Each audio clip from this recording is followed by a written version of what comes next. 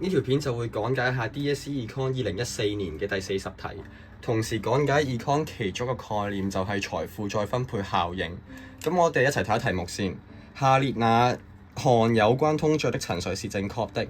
第一句就話，當政府在某一年向每一位市民派發一大筆現金，通脹就會出現。咁呢個啱唔啱嘅呢？咁我哋首先呢，就 highlight 咗個關鍵字先，就係通脹啦。咁通脹咩意思呢？通脹嘅定義就係指某段時間內一般物價水平持續上升啊嘛。咁我哋就睇呢一句符唔符合啦。而家政府喺某一年向每一位市民派發一大筆現金喎。咁會發生咩事呢？就係我哋嘅可支配收入會上升啦，跟住就消費支出會上升啦，跟住就令總需求上升。咁總需求上升會令物價水平上升。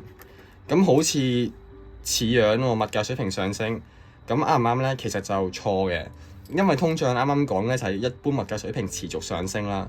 咁而家其實向每一位市民派發一大筆現金呢，只係令即係例如咁講，突然間香港每個人收到1000蚊嘅現金喎，咁呢個時候就會發生呢件事啦。咁可能就今日即刻去買嘢，聽日去買嘢，或者後日去買嘢啦。咁就呢段時間內呢，就發生呢啲事啦。咁其實即係呢幾日發生嘅事嚟嘅啫喎，但係就冇持續咁樣去上升，咁所以呢，就唔符合通脹嘅定義啦。咁但係如果題目換一換話，政府應該唔會發生嘅，但係即係咁講，如果每一日都向市民派發一大筆現金嘅話呢，咁就會係咁發生呢件事，係咁發生呢件事，咁 P 就會一直持續上升，咁就先可以稱為通脹啦。咁所以呢，一就係錯㗎啦。跟住因為今日主要係想講財富再分配效應啦，咁一陣再睇個 option， 我哋睇第3個先。在預期通脹下，人們偏好持有實質資產而非現金。咁我哋就睇睇啦。知道預期通脹發生咩事呢？就係貨幣嘅購買力咧係會下降啦，即係現金咧嗰個嘅係啦購買力就會下降。咁實質資產嘅話咧，例如黃金。咁其實佢係唔會受通脹影響嘅喎，因為喺通脹前嘅時候，佢可能值100萬嘅，跟住發生預期通脹啦，係咁通脹啦，啲錢越嚟越唔值錢啦。咁其實佢實質價值都係值100萬嘅喎，咁之後將嚟換翻錢，可能就會換翻let's say 200萬咁樣，當通脹100%，咁其實佢嘅實質價值咧係冇變到嘅。但係如果你持有現金嘅話咧，你本身攞住100萬嘅，但係通脹發生咗100% 嘅通脹嘅，咁其實你剩翻嘅錢嘅實質嘅價值，即係佢嘅購買力咧，只係得翻50萬嘅喎。咁所以咧，人們咧就係會想要實質資產用嚟啲人成日講嘅保值啦，係啊。咁所以呢個係啱嘅。咁由於1錯3啱啦，咁所以答案係 C。咁我一齊睇一睇呢個點解唔啱，2點解唔啱啦。如果通脹係預期嘅，我寫錯字啱。通脹會令財富再分配，由貸款人轉至債務人。咁呢句好似好複雜咁咯，一齊睇下係咩意思先。咁我舉一個例子啦，就當Leo 佢向 Ken 借100蚊，好，咁而家借錢啦，1年後還啦。咁其實阿 Ken 咧可能想要5% 嘅利息嘅，咁5% 利息啦，咁我哋乜都唔理住，咁當係5% 利息先。咁1年後 Leo 要向 Ken 還幾多錢咧？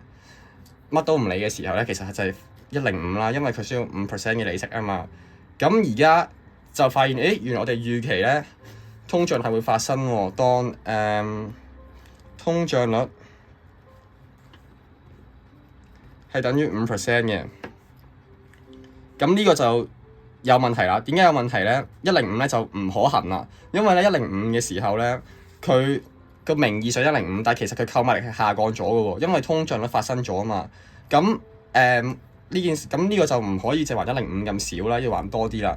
咁係啊，點樣定義呢件事？咁點知要還幾多咧？就寫翻條式出嚟先，就係名義利率啦，等於實質利率加通脹率嘅，係咪？咁我哋而家知道Ken 係需要5% 嘅利息嘅，咁佢係要實質㗎嘛，冇可能要101名義嘅話就唔 make sense 啊嘛，佢需要真係值100蚊，本身100蚊入邊嘅5% 嘅值錢嘅嘢噶嘛，咁所以實質咧呢度就係5% 啦。跟住咧，我哋知道通脹率咧係5%喎，咁代翻去條息度啦5%，咁所以其實實質上咧，佢最尾還嘅名義利率咧就會變咗10% 啦，即係佢最尾咧變咗還110蚊。咁呢個咧就係就解決咗件事啦，就令通脹就唔會令財富再分配啦，因為係啦就冇變到啦，佢真係攞翻5%值5% 嘅錢實質價值啦。即係點講咧？110蚊咧喺本身1年前咧個實質價值咧就係105蚊，係啦。跟住1年後咧，如果用翻1年前嚟計咧，佢都係值105蚊，只不過因為通脹咗咧，佢就名義上還多啲。即係名義就係實質個金額啦，所以就還110蚊。咁佢就係值當年嘅5%，就係咁嘅事啦。咁呢個咧就唔會令財富再分配啦。咁其實到底咩財富再分配咧？點樣會令財富再分配發生咧？咁而家就開始講啦。財富再分配要發生嘅係有兩個條件嘅。一個咧就係名義利率係固定嘅。一陣我會用呢個例子嚟講解嘅。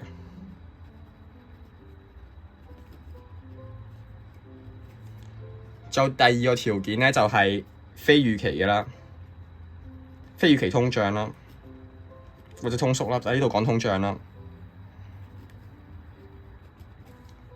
好，我哋用翻呢個例子啦。當其實呢個正式寫咧係加翻個預期，即係名義利率等於預期實質利率加預期通脹率嘅。咁我哋當其實預期通脹率係5% 啦。咁好好地嘅嘛，而家真係10% 等於5%加5%，呢個就預期通脹率同埋預期實質通脹率、預期實質利率啦。咁當而家發生非預期通脹啦，let's say 變咗8%。咁我哋知道咧，名義利率係不變喎。點解不變咧？因為我哋1年前講好咗，我係要5% 嘅。係咯，預期咗係要5%，佢知道通脹率係5% 噶嘛。咁將件事傾完之後，就知道係實際係還110蚊啦。咁我係咪都還110蚊噶嘛？咁我講咗還110蚊噶嘛。咁所以其實都係冇變到嘅呢個。但係問題就係呢度啦，因為還110蚊，但係實質通脹率變咗8% 喎。咁其實我哋實質還到嘅價值咧，只係2% 嚟嘅啫。即係我還110蚊入邊，佢實質上對比第一年嘅時候，佢只係值緊102蚊嘅啫。咁呢個時候咧，其實就係發生咗財富再分配啦，就係由呢個收入咧就會由放款人轉咗去借款人嗰度啦，即係由 Ken 轉咗去 Leo 嗰度啦，就 Leo 就會得益啦。Ken 就會受損啦，因為 Leo 所還嘅110蚊嘅實質價值咧係下降咗，而Ken 所收到嘅110蚊咧個實質價值咧係下降咗，對比第一年咧佢只係實質價值係呢一個錢啫。咁所以咧呢個時候咧就啲錢咧就由阿 Ken 度去咗 Leo 度啦。咁呢個就係財富再分配效應會發生嘅事啦，係啦。咁我哋翻返嚟題目啦，題目佢就話通脹係預期嘅，即係下面呢啲事全部唔會發生啦。佢預期咗係5%，真係5% 嘅。咁佢最尾攞110蚊嘅，佢真係值翻當年嘅105蚊嘅。咁就冇發生到邊個受損邊個得益呢件事啦。咁所以就唔會發生財富再分配效應啦。